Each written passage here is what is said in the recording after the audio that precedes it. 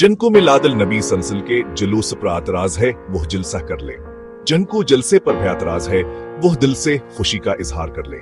जो दीगने तकसीम करना चाहते वही यतीम खाने में यतीमों की माली खिदमत करके खुशी मना ले। जो बारहा की तारीख को वलाद तक कादिन नहीं मानते वह जिस तारीख को वलाद रसूल सही मानते हैं असदन को मना ले। जो झंडे पर मुतफक न है वह गरबा में कपड़े तकसीम करके खुशी का इजहार कर ले।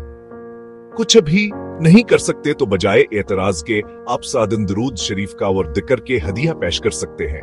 आप सो मुबारका रोज हर खकर भी खुशी का इजहार कर सकते हैं। जो चरागा के खिलाफ हैं वह मिलाद नबी सल्लल्लाहु अलैहि वसल्लम के महीना में मसाजिद का बिलादा करके खुशी मना ले।